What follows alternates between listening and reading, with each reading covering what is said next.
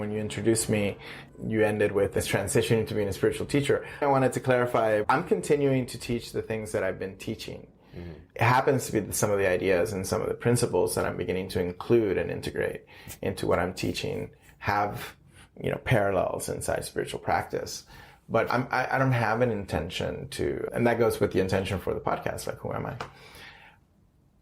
I think my intention is to continue as a creator of things, whatever those things might be, but that the method in which you do it comes from a philosophical and from a spiritual kind of sense or aspect to it, and where it intersects with people's purpose and entrepreneurship and creativity is that really sweet spot that you can still now communicate about the more subjective and the more spiritual aspects of practice. There are a lot of people that are more conscious that are doing business today, and some people call it conscious capitalism, some people call it something else, right? There's all these different labels that are emerging, and you've been part of those communities under less of a labely way, more in the values of the CEOs that I'm seeing emerge. Even companies that are run by older CEOs, founders, but that also have the conscious aspect of whatever that is that they're doing.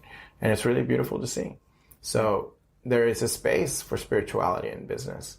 There's a space for being able to align your purpose and bring humanity to business. So you can really begin stopping using the S word and really talking to the public and to corporate entities with just simply those ideas.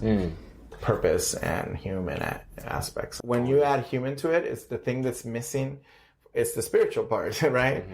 Because we've kind of moved away from how tribes used to inscribe or, encode their spiritual practices into their people through rituals and celebrations, etc. Because we live in a secular kind of society.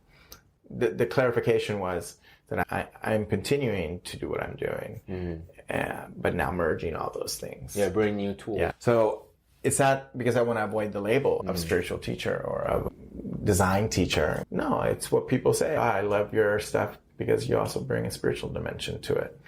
You see? I didn't have to change who I am. I just integrated who I've become.